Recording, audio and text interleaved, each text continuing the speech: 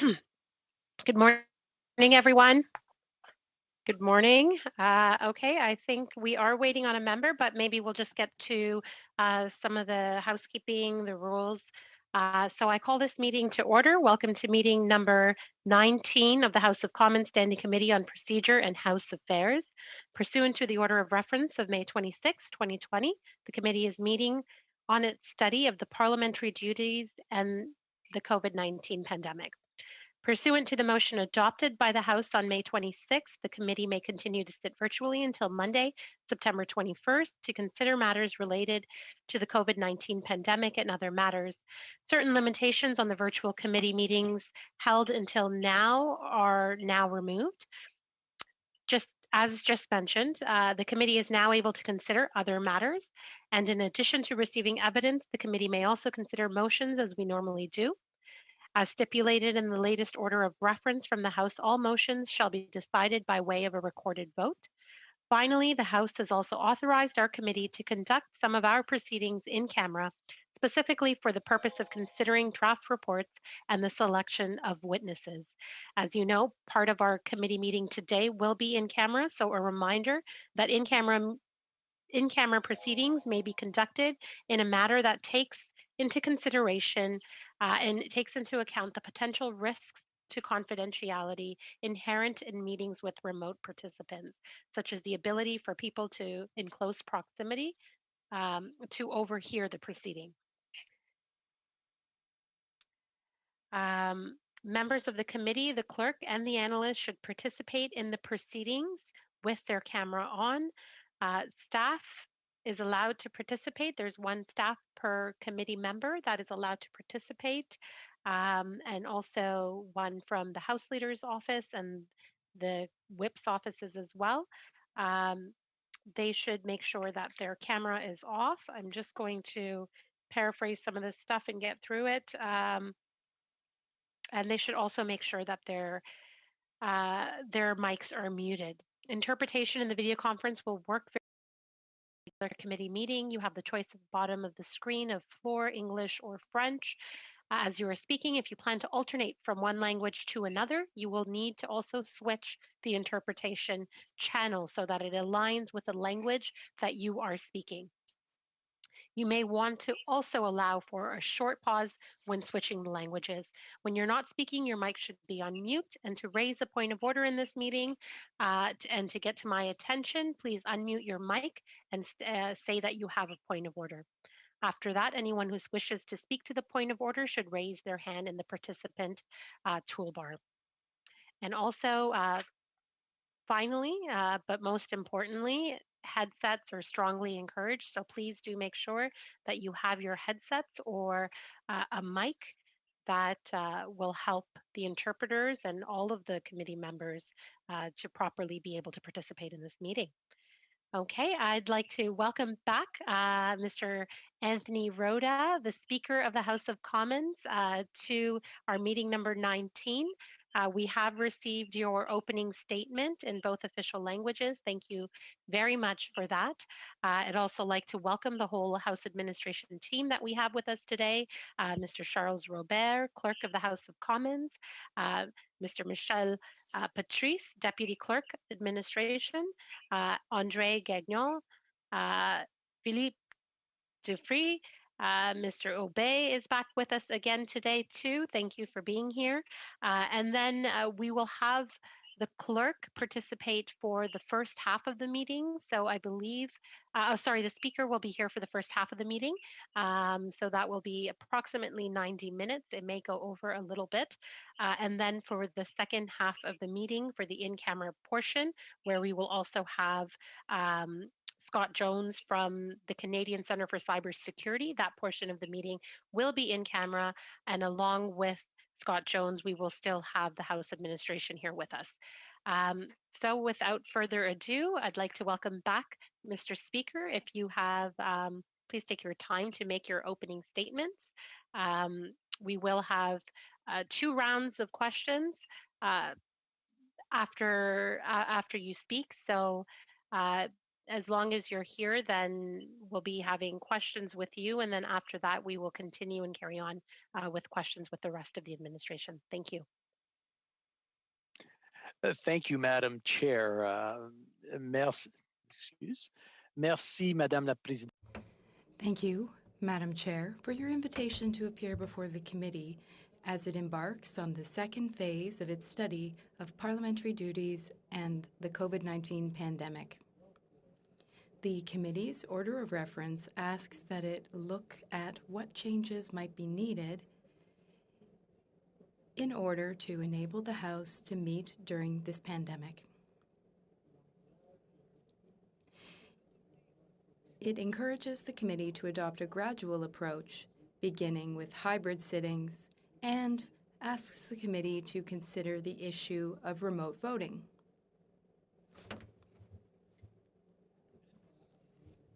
Previous appearances, through collaboration among the parties, the House has already adopted many of its usual practices in response to the current circumstances. For example, it has met with a reduced number of members physically present and suspended the application of certain rules to allow for sufficient distancing. It has authorized standing committees to meet virtually and has created a special committee composed of members of the House that has met in person, virtually, and as of last week, in a combination of the two in a hybrid format. All of this took place with minimal adaptation of the standing orders. In addition, over the past several weeks, the House administration has assessed our technical readiness for hybrid or virtual sittings of the House and their procedural implications. Last month, I shared with you, Madam Chair, the committees and the House leaders two documents showing how the House administration is ready to support such sittings. The solution has been developed in keeping with the guiding principles that I outlined during my appearance before the committee on April 21st. I am pleased to report that many of the technical issues around accessibility, connectivity, user friendliness, security, sound and visual quality, and real-time interpretation have been resolved. The success of virtual and hybrid meetings of committees, including the Special Committee on the COVID-19 pandemic, which reproduces some aspects of the Chamber proceedings, has demonstrated that it is possible to conduct deliberative functions in this settings. Therefore, the focus of my comments today will be on the procedural implications of virtual sittings and on the decision-making process. As I noted in my appearance before the committee on May 4th, many of the House procedures and practices could be adapted to accommodate virtual hybrid sittings.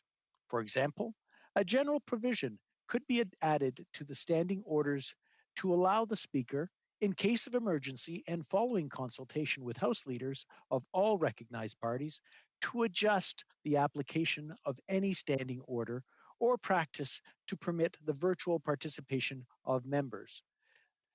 This would be similar to Standing Order 1.1, which allows for the participation of members with disabilities. Such a general provision would provide flexibility as technologies change. It would also limit the need, or sorry, it would also limit the need to change the many references in the standing orders that suggest the physical presence of members. Si la Chambre décidait d'adopter cette approche, If the House were to decide to take this approach, the Speaker would make a statement outlining the emergency and how he or she proposes to apply the rules. An analysis of our procedures and practices has identified 4 key areas that, in my view, could be adjusted through this general provision. These are described in the information note provided to the committee on May 13th. These are, first, the presence of members, second, the transmission of documents, third, the manner of participating in proceedings, and fourth, decision-making. the presence of members in keeping with exclusive rights of the House to regulate its internal affairs. The House could indicate that it considers those who are participating by video conference in a sitting of the House or meeting of a committee count for the purpose of quorum. This would entitle all connected members to fully participate in the deliberations of the House committee. On the second point, though the tradition is for paper copies of documents to be tabled or presented to the House, it could be determined that documents transmitted electronically are equally valid. Again, the House has already begun to take steps in this direction, having decided in 2019 to accept electronic response to petitions and more recently to allow petitions, committee reports, and other documents to be filed electronically with the clerk during the pandemic. In terms of how members participate in the sitting of the House, certain adjustments would have to be made in order to ensure that opportunities for members to intervene are effectively maintained while keeping order and decorum. In recognizing members to participate in different categories of business, the chair is already assisted by submitted in advance assisted by lists submitted in advance by the parties through members, though members are still expected to rise in their place to be recognized when their turn comes. In a virtual or hybrid setting, the chair would continue to use these lists without relying on physical signal from each member wanting to intervene. For impromptu moments, such as questions and comments, we could make use of features built into video conferencing system, such as raise hand function. If members participating virtually intend on moving motions for which notice is not required, they could be asked to transmit the text to a table in advance, a practice that is already occurring. The chair would continue to have the responsibility to preserve order and decorum, ensuring, for example, that members do not use displays or props in the camera shots and that members keep the microphones off until recognized by the chair. But the committee may wish to consider whether additional guidelines could assist members and the chair in preserving decorum and dignity in the House. The way that the House makes its decisions is perhaps the most complex issue to consider. The chair would have to proceed very carefully when putting questions to the House for a voice vote or when asking for unanimous consent, so to ensure that the will of all members is properly understood. Pour ce qui est du vote électronique, With regard to electronic voting in the context of recorded divisions, should the House decide that a system be implemented to allow members to vote remotely, then a number of principles must be kept in mind. Paramount among these is the integrity of the voting process. Members will want to feel confident that the system is secure and fail-safe. Members will also want to know that no one but them is voting. I understand that our technical team has developed a conceptual solution for electronic voting that uses our existing tool sets and security platforms. It could be adapted to any requirements that the House may have.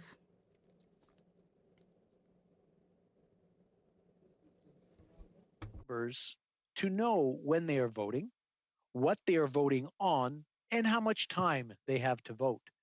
It must meet accessibility standards and display text in both official languages. Finally, it should allow results to be given to the chair quickly and accurately. Such a system could provide secure notifications to members whenever a recording division is to be held, inviting them to vote using the House managed device or using a House managed device. Since members will be able to read the text of the motion in an application, it might not be necessary to ensure that members were connected to virtual meeting to hear the speaker reading the question. Members could vote at any point during the 15 or 30-minute period while the bells are ringing. If the House were to adopt a hybrid model, where some members are present in the chamber and others are participating virtually, it will have to consider whether all members should vote using the same method so as to ensure that all members are treated equally. Ce ne sont que quelques. These are but a few of the details and options that the committee may want to consider around the issue of remote electronic voting. Similarly, should it be the will of the House, I know that our procedural and digital services experts stand ready to assist in making the necessary adjustments to our practices in order to accommodate remote voting and virtual participation in proceedings. Officials and I would be pleased to answer any questions that you may have on this topic. Thank you for having me this morning. Merci de m'avoir écouté ce matin. Thank you, Mr. Speaker. We will begin with our first round of... Change the speaking order that John Nader was going to take the first question. Okay, not a problem. Mr. Nader. Great, thank you. Thank you, Madam Chair. It's a pleasure to join this committee. Even though I'm no longer a permanent member of this committee, it's always nice to be back. And thank you, Mr. Speaker, for joining us virtually from what looks like West Block. I wanted to follow up a little bit on some of the security measures. I know we'll be going in camera, but I want to keep this at a bit of a high level. First of all, just want to know some of the principles or some of the factors you would consider are important when looking at the security measures around remote or virtual voting.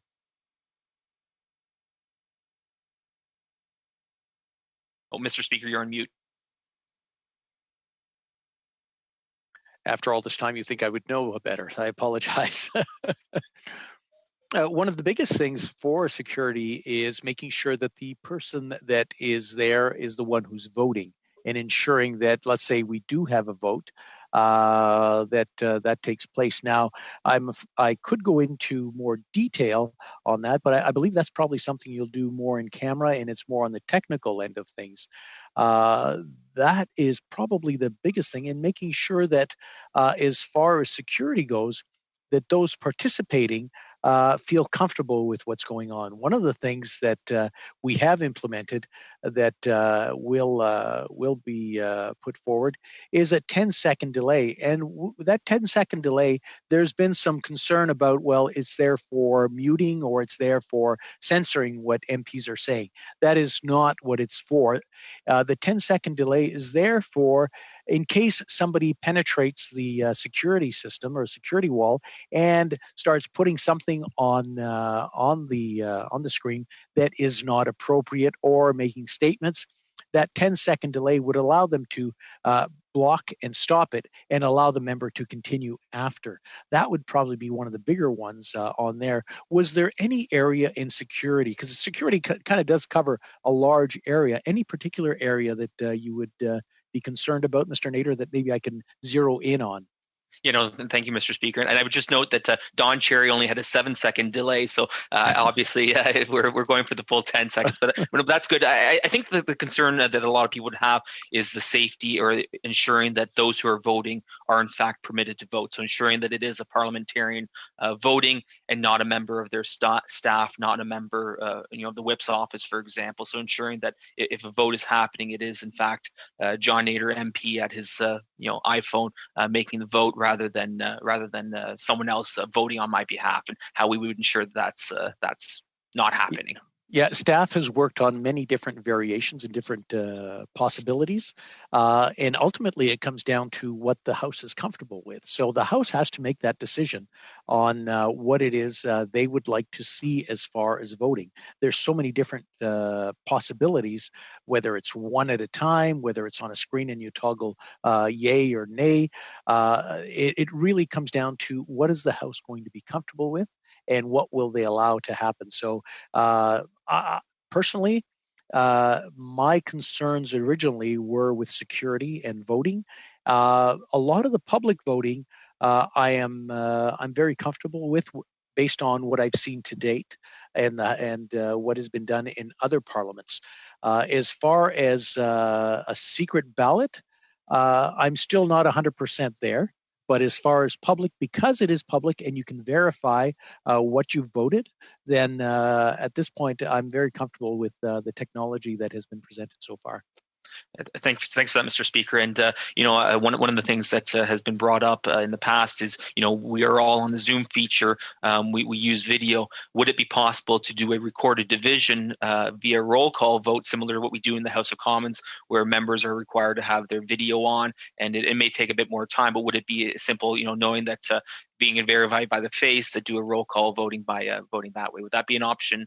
As well, it's a low-tech option using high-tech in a high-tech world, but would that be an option as well, Mr. Speaker? Whatever the House decides on could be an option, and that is definitely one of them. Certainly, like I said, it could be the roll call where you have the face show up, it's them and they're speaking, or they're at their screen. They push a button, yay or nay, and there might even be some biometric, or there might have to be a code that's put in to verify the person. So that's something that, again, depending on what the House decides, yes, that is an option.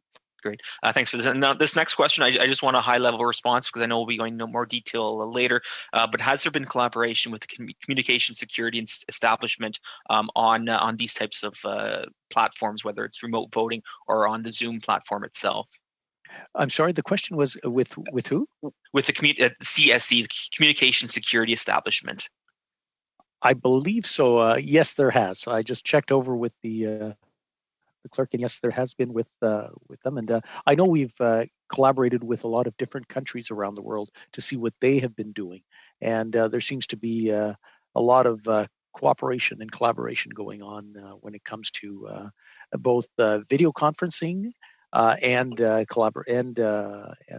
procedures. That's great. And talking about our counterparts, literally as we speak, the UK House of Commons is currently dividing on the future of virtual voting there. So it'll be interesting to see. I just have my eyes on Westminster as we speak. Looks like they've completely dividing and probably tallying the votes, but it will be interesting to see that. And to that measure, our committee counterpart in the UK has talked a little bit about how they would expand and retract certain types of procedures depending as the pandemic worsens or improves, more of a dimmer switch rather than an on-off switch. Would you suggest a similar approach here, where we can go on and off and expand and retract as need different measures? And I see, Madam Chair, you're cutting me off because of my time, so I will respect that. Thank you, Madam Chair. No, I just wanted you to at least finish your thought, but we're over time now. So next up we have Madame Petitpas-Taylor. Vous êtes en sourdine, Madame Petitpas. You're on mute, Ms. Petitpas-Taylor.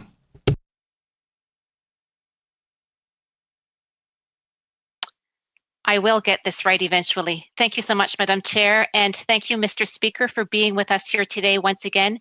We certainly appreciate all the work that you have been doing, and also all the work that your team has been doing in order to get us prepared to work in a new era. We certainly recognize that the pandemic has forced us to innovate and has forced our teams to work around the clock to make sure that we have the tools that are needed. So I simply want to say thank you to start off.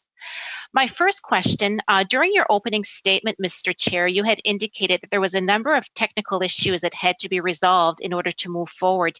And one of those issues was the issue of connectivity that you mentioned. I'm wondering if you could elaborate on the steps that we're taking in order to ensure that we could resolve the area of connectivity. The staff here at the IT staff and in the clerk's office worked very closely with all the MPs to make sure that everything could work. Connectivity was especially a problem in remote areas, rural areas. And it's important that we look at this in a light of, it's like someone coming into Parliament. If they come in and there's a snowstorm or there's something that causes a problem, it's up to them to get to Parliament to make sure that they can vote. Similarly, if you're in a rural area or you're at home, your connectivity is not that great, you can go to your office, or you can go to find somewhere where you can you can connect. I see Ms. Blaney is probably in her office, and I know she's got some issues with, and she's a prime example of how we can make it work. So connectivity was one of the issues that we were concerned about, but it certainly put broadband access on the front burner for all Canadians, both rural and metropolitan city areas. So when we're looking at connectivity, that I think we've pretty well come to the end of it. There's a couple of small exceptions where it could be a little bit of a difficulty, but overall it's been working out very well. Our ambassadors have been working with everyone. Again, I notice pretty well everyone has one of these headsets on that makes a difference, and it makes it easier for everyone to hear what you're saying, because we're getting a clear voice come across. What we found is with other microphones, there was an echo because it's echoing throughout the chamber. No matter how good your microphone is, there's still that bit of a problem, and especially affecting the interpreters. So overall, connectivity, I don't believe is a large issue. It's just it's something that occasionally we get some glitches, but overall connectivity is very good.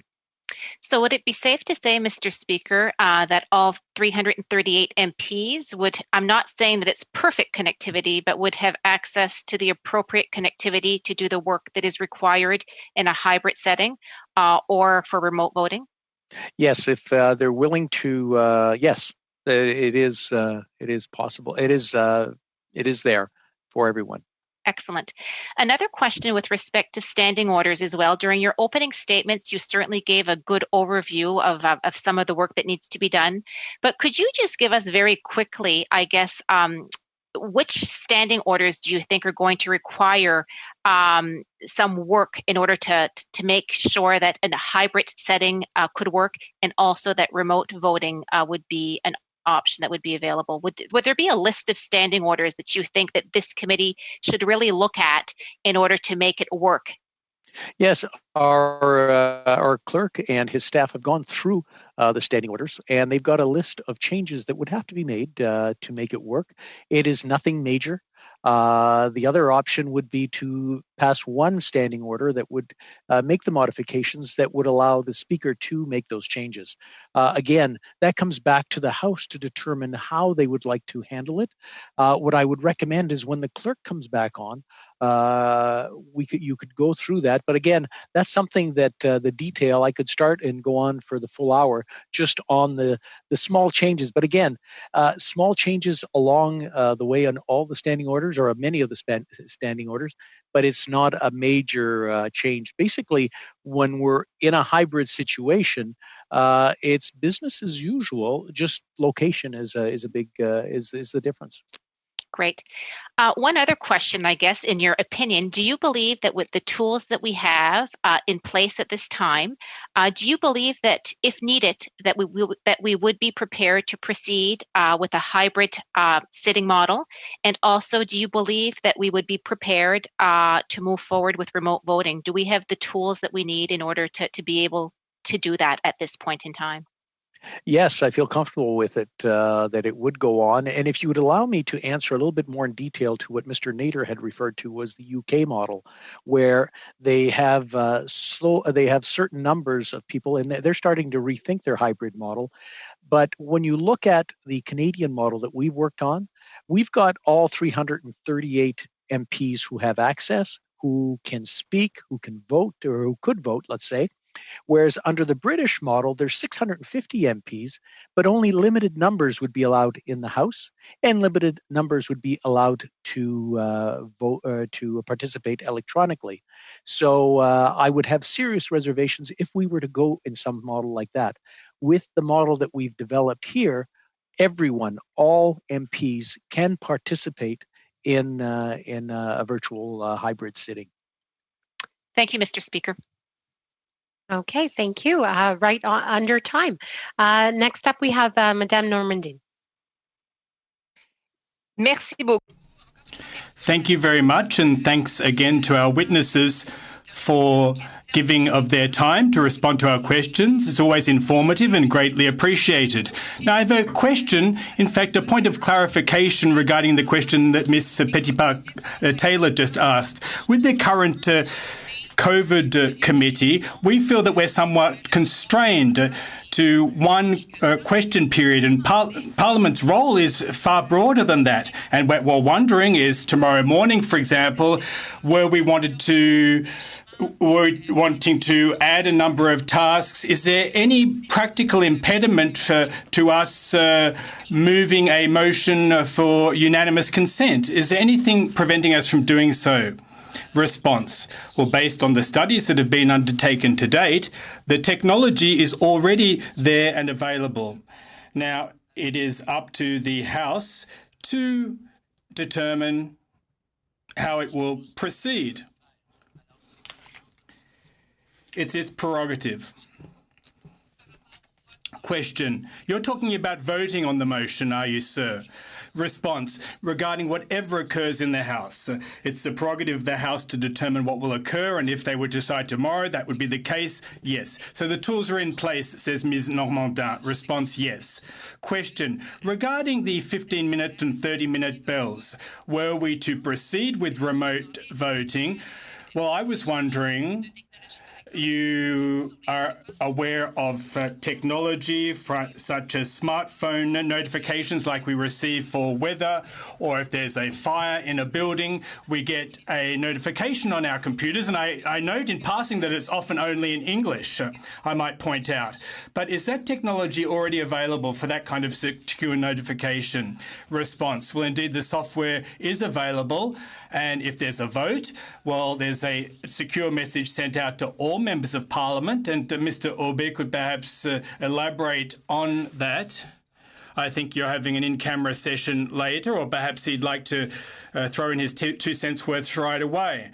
But indeed, these are notifications that would be sent to all members who will then be able to vote. Now, the onus is on the House to decide, but there are 15 minutes of bells to call in the members. Now, instead of calling in members by way of bells, the software sends out a signal, and it can be 10, 15, 20 minutes set aside for voting. So, in fact, this occurs during the ringing of the bells. Now, that's where we to proceed electronically. Now, if there are other ways of proceeding, but as I said before, it is up to the House to decide what it's comfortable with in terms of voting in the House. Thank you, sir. My next question, which is perhaps directed at Mr. Gagnon as well, concerning procedure. My sense is that if we want to put in place procedural rules, well, they should be able to evolve, because technology evolves much more quickly than rules of procedure. So we need to strike some kind of a balance to take that into account. Now, as far as the approach adopted is concerned, in the standing orders or the rules of procedure, is there any reference made to technological tools, or should we determine a set of criteria that the technology tools themselves would have to meet? Which comes first, the chicken or the egg? Response. Well, good morning, Ms. Normandin. Thank you for the question. And the second option is, in fact, the one that the Speaker referred to earlier during his opening remarks. Now, the best example of that is a member that would like to rise on a point of order. In recent hybrid and virtual sittings, well, members became aware that they could use the raised hand function, and you can fathom that within a year's time, this hand raise function will evolve and be fine-tuned, and there'll be new technology. So having rules or standing orders on specific kinds of technology would not be helpful, because the technology will evolve very swiftly. And that's what the Speaker was referring to when a motion of a general nature is adopted, clarifying well, of course, it has to be tailored to the technology of the day. Question. Well, let's say for X, Y, or Z reason, remote voting or a hybrid model of parliament does move forward. Should it be determined in the procedure and the standing orders how parties will use the technology that the House opts for? Response. Well, as I said earlier, it's up to the House to determine what kind of technology it sees fit to use. Now, once you've made that decision and once you've decided what to recommend to the House will determine what the parameters of that will be. It's up to the Speaker and the administration of the chamber to be of service to the House and to make sure that things function swimmingly. Well, perhaps I'm almost running out of my 6 minutes' time, but a final question. When the House proposes a tool, under procedural tools, does that tool have to be the subject of unanimous consent, or is it a majority decision? How will that work exactly? Response. We're over time. Perhaps you can save that answer for and fit it in somewhere else. Next up, we have Ms. Blaney. Hello, everyone. Very nice to be with you all today. And of course, always lovely to see you, Speaker. I guess the first question that I have is around the standing orders. From what you just told us, basically there's a list of standing orders that the clerk's office has looked at, and it sounds like there's a bit of a discussion about should we review all of those standing orders or should we move one standing order change that would allow the Speaker to oversee that.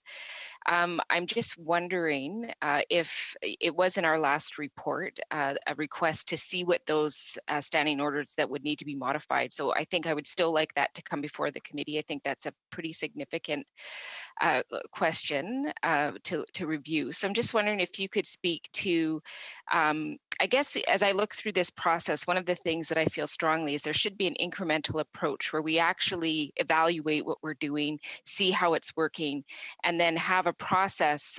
You spoke in your report about consultations with the House leaders, but I think that we need a more formal process. I'm just wondering, number one, will you make sure to table with this committee all the standing orders that should be at least understood to be reviewed? If we're going to be making a recommendation on what we should do with that, we would need to know that.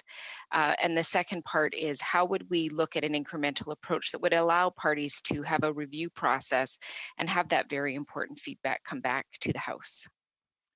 Most definitely. Actually, I've spoken with the clerk and his staff, and they've gone through it and gone through the different standing orders. They do have a list and some suggestions for the committee on what could be changed and how we could do it.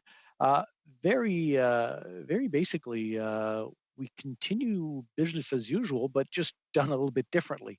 So it's making sure that how we do it a bit differently in a virtual matter, in a hybrid matter, is something that's acceptable to all the parties and all the members. More importantly, we do not want to infringe on anyone's privilege.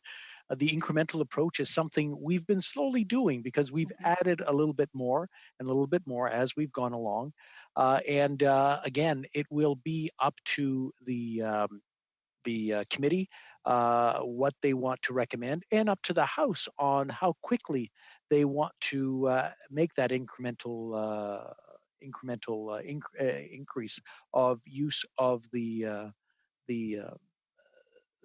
of whatever changes they want. So any change will be incremental, and that's basically where it comes down to, I would think. But again, this is something that the House has to decide as a whole, and they will adopt it as they see fit. Well, and I really believe strongly that we do need that evaluation process that allows all recognized parties to have a voice at the table. This is an important part of looking at our democracy. I also think that it's another thing that we have to look at, which is the change of our workplace. So although we are still doing the work the best that we can, and this is why we're here to study how we can do the work in the House of Commons, I just want to recognize that, you talked earlier about connectivity. Predictability matters. votes. If I was in a different part of my riding for an emergency situation, I would not necessarily know that there was going to be a vote. I wouldn't be able to access that information. So I think that is important. But the other reality is we have parenting happening. And what I mean by that is there are MPs that are homeschooling their children as well as doing their parliamentary functions. If they were in Ottawa in the House, they certainly wouldn't be doing that. So I think when we look at certain things like bells, some of these other standing orders, we have to recognize that. So I want to make sure that there will be a process of evaluating some of these key changes. It isn't business as usual for so many of our parliamentarians. And I think we have to find a way to recognize that. That's just one of the things that I had a bit of a rant about there. The other part that I wanted to know about, Mr. Speaker, is around connectivity and what happens if. So during COVID committee, I'm just wondering, what is the process if somebody gets pushed off? And I mean this to reflect the fact that if we want to do something in the House, there are numbers that are required for certain things. 5 people have to stand to force a vote. There's all these different functions. If somebody is knocked off, I'm just wondering what the process is and if we've done an evaluation of how often that is happening, both in committee and the COVID committee as well. Well, we can get you some stats on that, but overall, it's been very good. Once someone is connected, we do get the odd one that misses out. But if someone gets knocked off, say during something crucial like a vote or during a discussion, the process of getting back on usually works out fairly well, and that's something that they'll have to work out amongst themselves and make sure. The important thing is that the individual member get to a location where it is the best possibility for them. I know that you, Mrs. Blaney, have a rural portion to your riding, as do I. So I understand cells not working or cell dead spots, and I understand what no internet connectivity is all about. But overall, the votes are usually brought forward and in a way that people would have a good idea when they will be happening, and it's making sure that they're in a place where they will have connectivity. A lot like, say, if you're coming to the House to vote, and you get here and there's a snowstorm and you can't make that last mile or you can't come in, it's very similar where you can't get connected. So that's something to consider. And again, we would have to look at different cases or different possibilities for that happening. That's all the time we have. Next up for 5 minutes is it Mr. Nader again? I think I've got the order a little messed up. Who would like to go for the Conservative? I think it's me, Madam Chair, but if okay. Others, okay. No, absolutely. Go ahead. Thank you, Madam Chair. Thank you, Mr. Speaker, for being here. April 23rd, I believe, 2013, Speaker Scheer, the all-wise, intelligent Speaker Scheer, had a great ruling about the rights of members in terms of the process of seeking recognition. I wonder, just as we think about the process of seeking recognition, if you agree with Speaker Scheer's ruling from 2013, and if you are guided by it when deciding how to recognize members. One moment, please. Okay, I've just got the note here. It's the Warawa ruling. Yes. Most definitely, it is the right of every member to be recognized. And one of the things that really concerned me up front was the members' privilege and making sure that they have the right to be in the House. And that was one of the concerns I had with the UK system, where not everyone was participating at the same time or in the same level. I think we've overcome a lot of that, where with the system that we've developed as far as hybrid goes, those in the House and those participating virtually can come together in a place and actually have an equal voice. Okay, yeah, but just to pinpoint, the issue is not so much the question of presence in that ruling. It's about the right to speak, and in particular the fact that the right to speak is not dependent on presence on a party list. I'll just quote what I think is the key line. He says, "The right to seek the floor at any time is the right of each individual member of Parliament and is not dependent on any other member of Parliament." So how would you, being guided by this ruling as Speaker, how would you ensure that principle would be respected in a virtual parliament.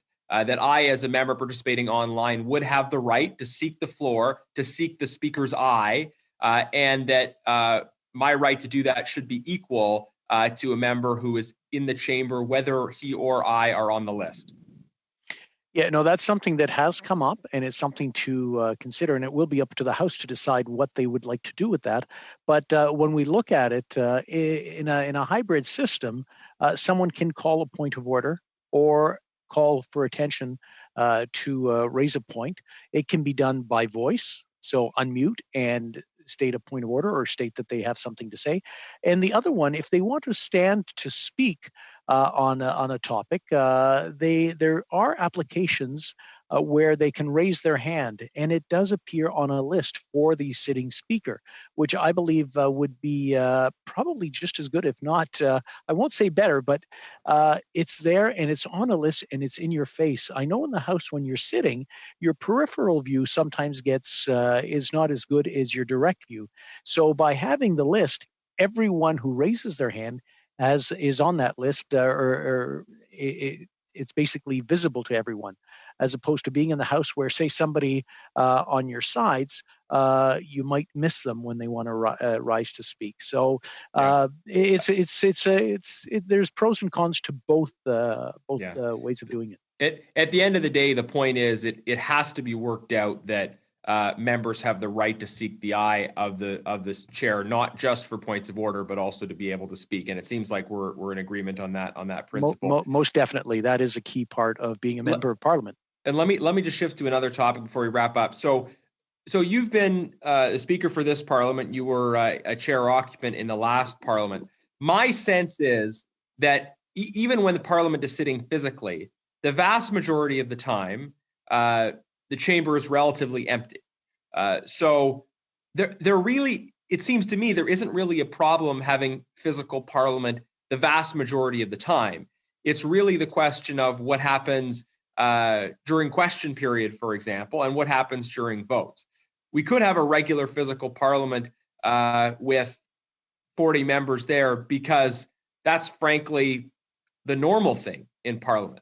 So just kind of connected to that, I wonder for expanding space, could the visitor gallery be turned into part of the chamber? Could members speak from the visitor gallery? Could we turn the visitor gallery into part of the chamber to facilitate greater spacing? Yeah, everything is possible. It depends on what members decide on and different possibilities. I mean, it really does depend on the House.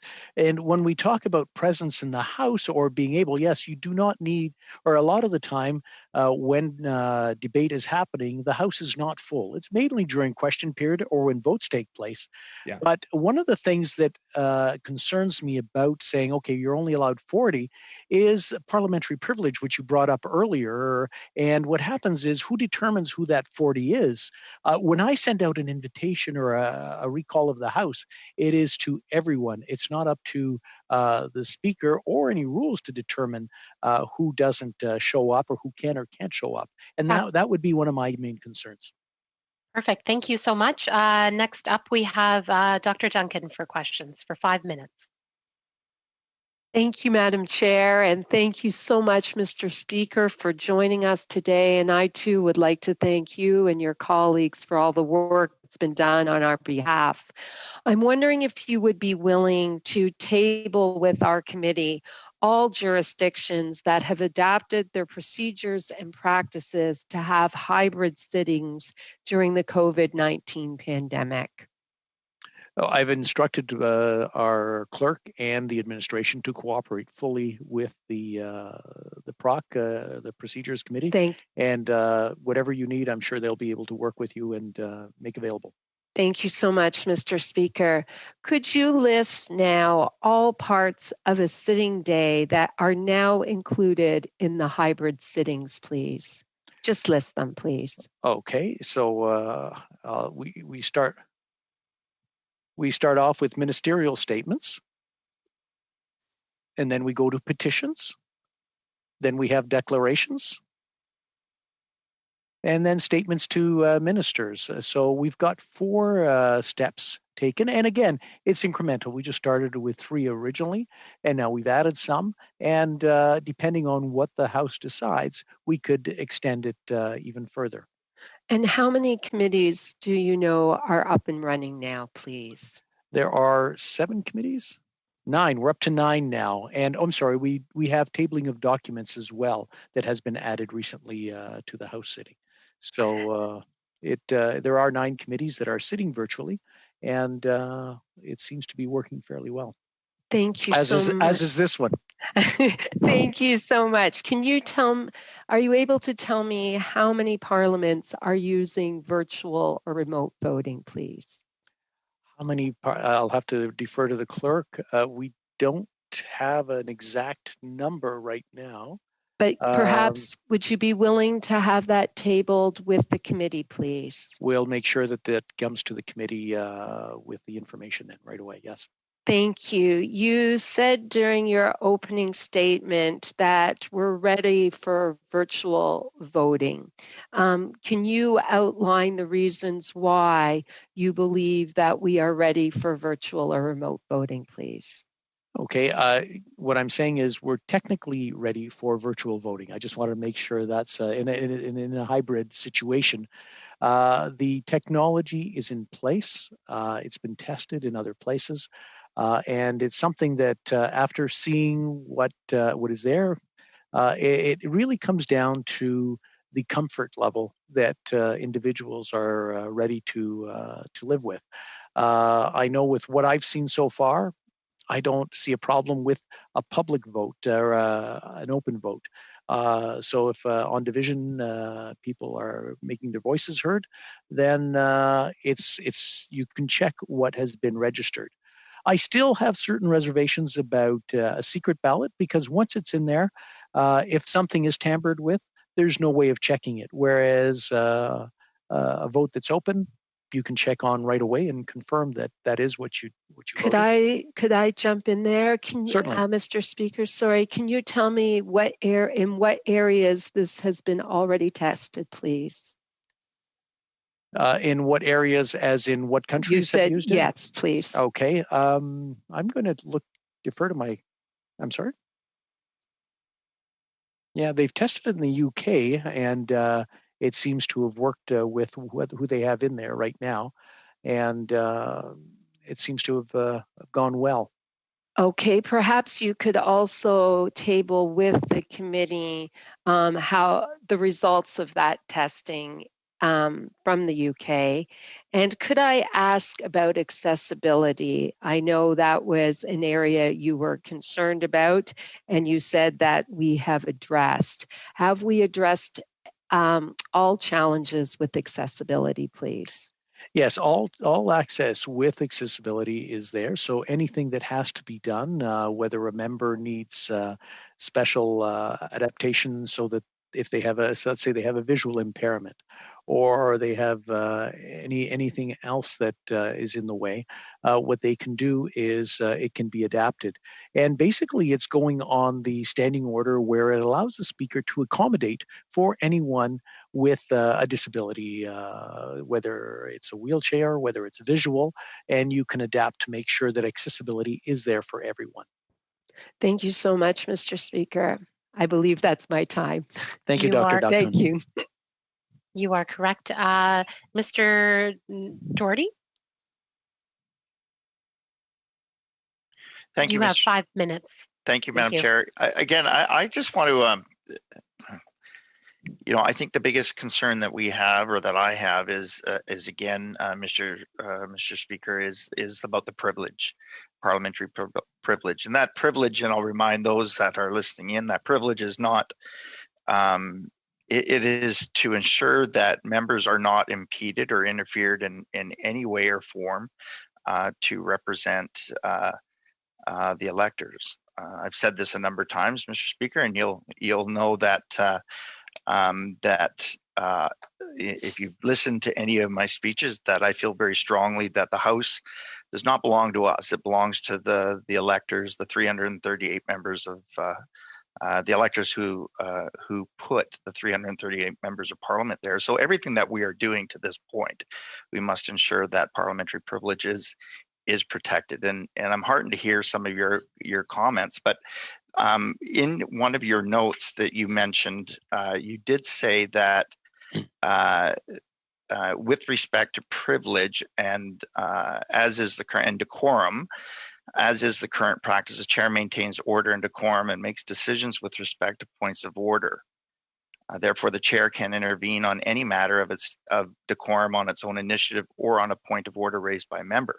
In this regard, the virtual environment makes it possible for the chair to mute a member's microphone. Now, going back to my colleague Garnet Jennis' comment about seeking the eye of the speaker, getting the attention of the speaker, muting a microphone, would that again be seen as a violation of privilege in your view? At least in the House, a member can continue to stand and state his case, even though that the member, I mean, you know, again against the wishes of the speaker, but at least in the House, that voice is still heard.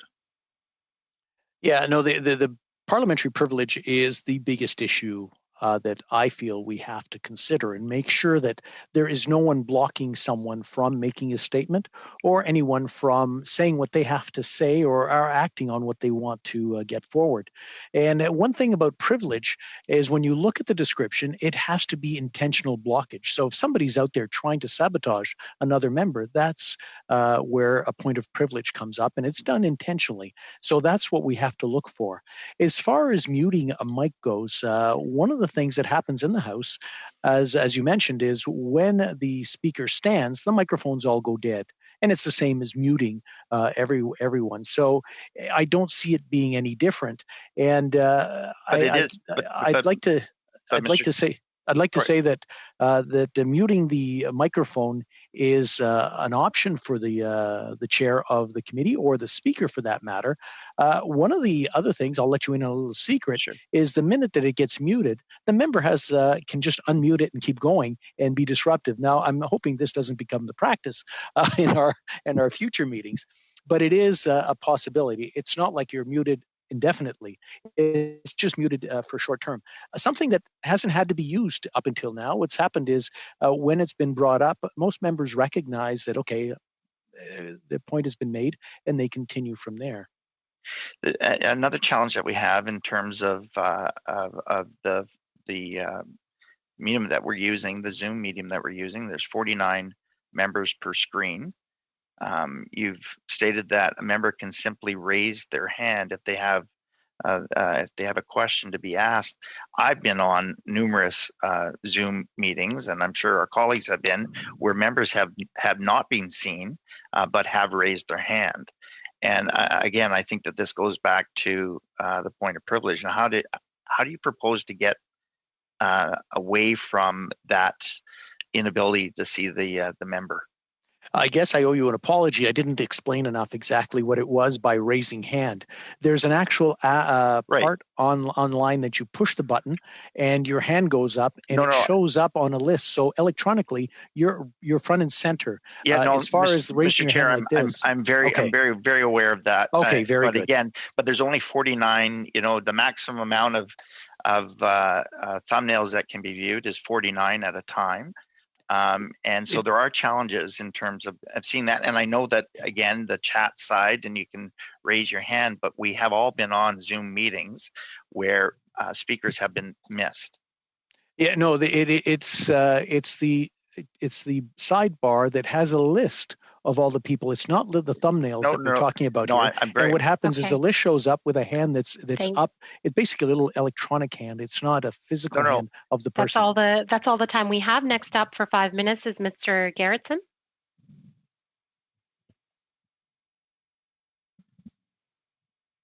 Thank you very much, Madam Chair and Mr. Speaker. Thank you for taking the time. Yeah, I mean, I just to conclude where you were leaving off with Mr. Doherty there, I actually think that the virtual raising hand feature actually creates an actual list for you on your screen. So it's probably more bulletproof in terms of making sure that everybody gets on there. Just going back to Mr. Doherty's questions about privilege and speaking, I think what he was getting at was that even after the microphone is muted by the technicians, somebody can continue talking. But the truth is that nobody should be talking unless they've actually been recognized by the speaker. Is that correct?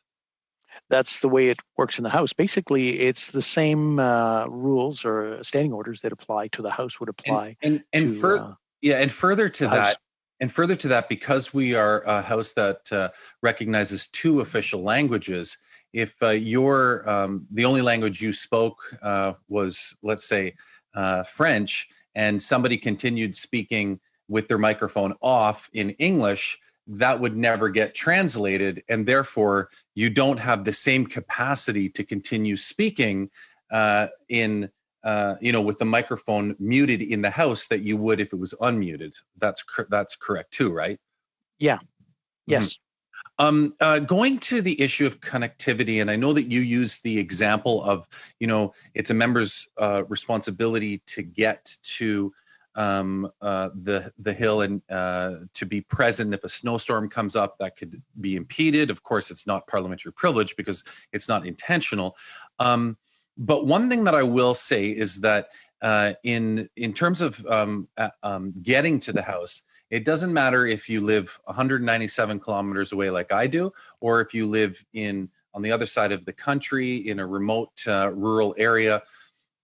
One of the things that I find extremely fair is that the system that we've developed is it doesn't matter if it costs me $200 in mileage or $2,500 to fly somebody across the country and everything else that's involved in their transportation.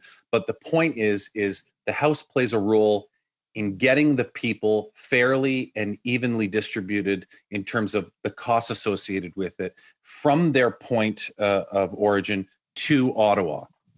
And that's correct, right? Yes. Yeah. So would you not also agree that it is equally as important for the House to play a role in making sure that each member of Parliament, regardless of where they are, get the same access to the same quality of internet to the best of Parliament's ability if we're going to use a hybrid model like this? Most definitely. And our IT ambassadors have been working with individual MPs to ensure that they do have what it takes to connect. And it's pretty well there with everyone. I believe there's one MP who has had a bit of a difficulty, actually 2 of them that have had difficulty, but arrangements have been made so that they can connect and they can take part. So I feel confident that it's there. And again, whether you live 197 kilometers away or 2,500 kilometers away, it's up to the MP to get to a place where, or to get to the House any way they can. If there's a snowstorm or whatever happens, that's an issue that they have to deal with individually. Right. And the same thing with connectivity, I would expect them to either go to their office or see about what would be the best method of them connecting to the internet.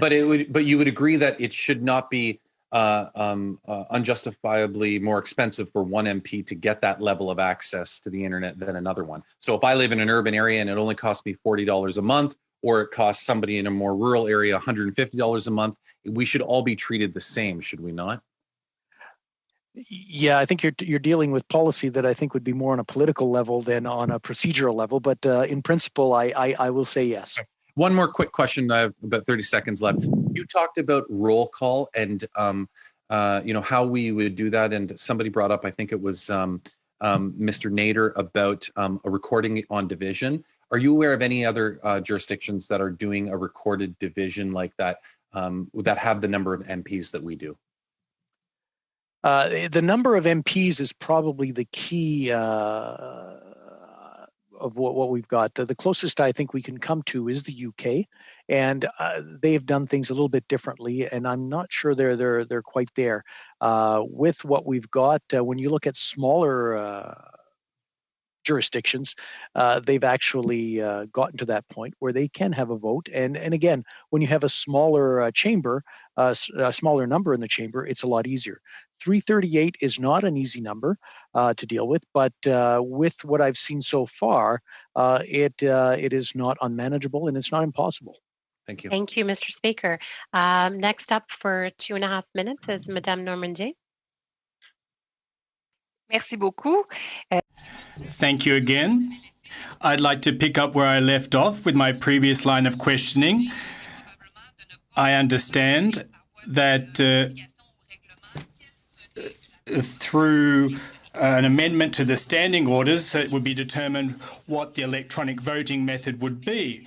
Now, if this rule for electronic voting is put in place and if the IT team proposes a potential platform, who will decide whether or not that platform will be used, given that there will not be any changes to the standing orders per se? Let's say one party says yay, the other party says nay. How will we decide whether or not to proceed with the use of that platform? Response.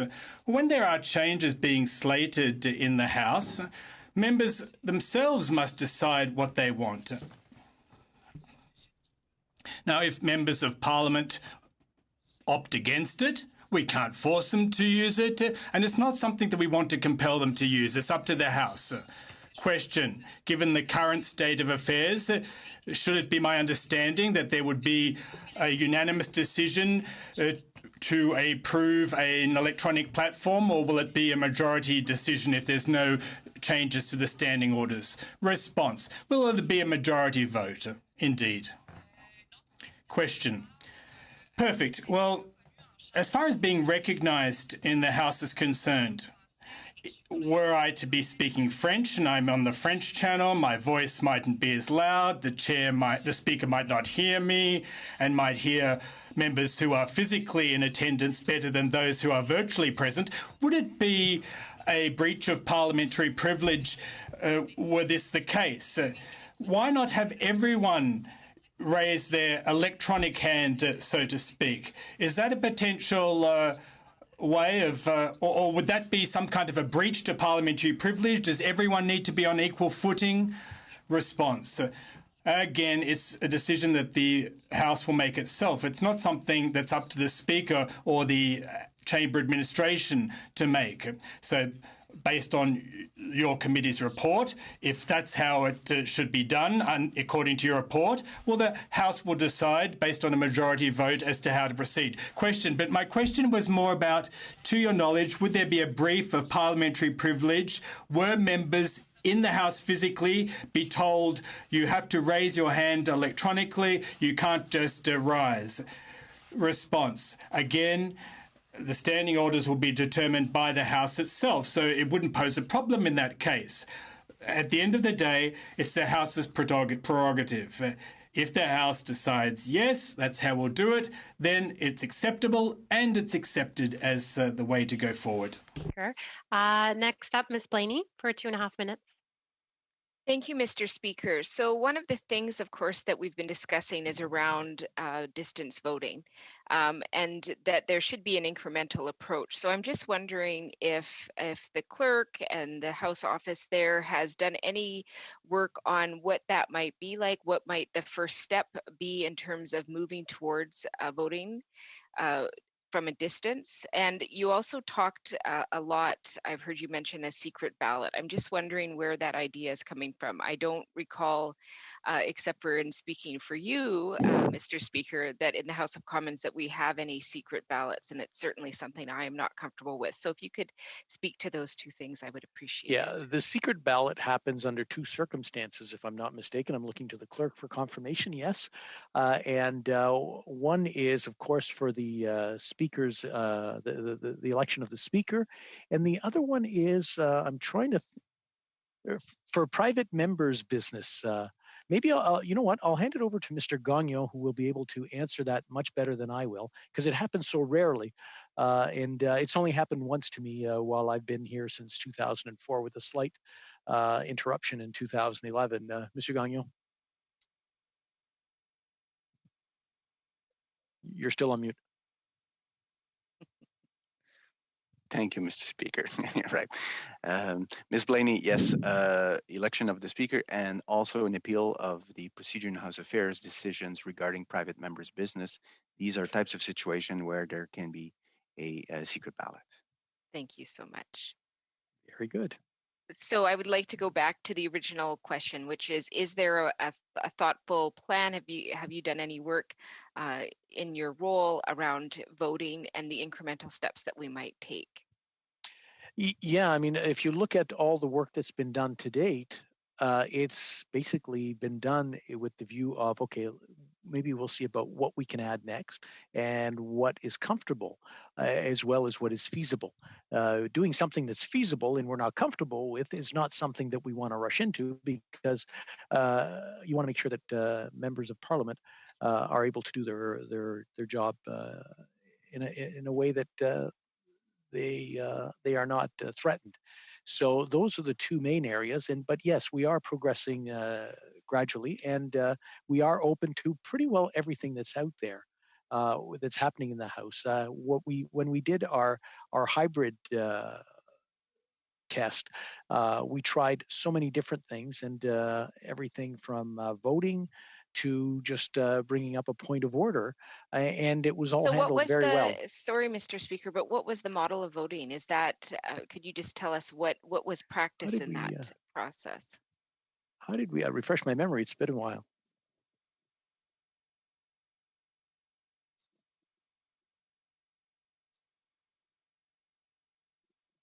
Oh, okay, I'm sorry. What we did is we did the voice vote, yeas and nays.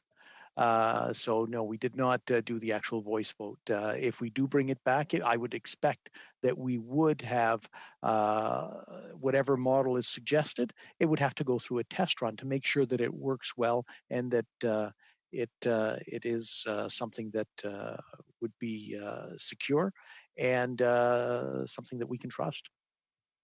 Okay. Thank you, Mr. Speaker. I allowed some extra time for you to be able to finish up your thought there. Much appreciated. We do have a little bit of extra time. I'm throwing this out to the committee members. It is going to take a process of about 10, 15 minutes to switch into camera. So even though we have extra time, I'm of the mindset that we cut off this portion of the meeting, start switching into camera, and we are going to have most of the House administration still here with us. It's just the speaker that we will be missing, and then we can continue on with that. And because at the end of the meeting, hopefully if we have enough time, I do want to discuss our work plan so that all the parties are on board for the meetings going forward. So we will suspend. Could you, Clark, could you explain just in a little bit to the members of how to go about proceeding into camera? Yes, hello, Madam Chair. The members of Parliament who are currently on the Zoom meeting can just stay where you are, connected. And in the meantime, we will start onboarding the authorized people who are permitted to be in the in-camera portion of the meeting. As the chair indicated, that should take us approximately 15 minutes to do that. We do have another witness who will be joining the meeting as well. And so we have to get him onboarded as well. So as the chair indicated, it should take us approximately 15 minutes to get everybody in place. Thanks. Thank you, Mr. Speaker, for being here today. Maybe at the end of the study, we might need to have you back, but the committee will determine that, and hopefully you'll be able to make yourself available, and we really appreciate you being here. Thank you, Madam Chair. It's a pleasure, as always, to be here with you and the committee, and I look forward to the next, actually, I'm looking forward to the report. Thank you. Merci beaucoup. Thank you.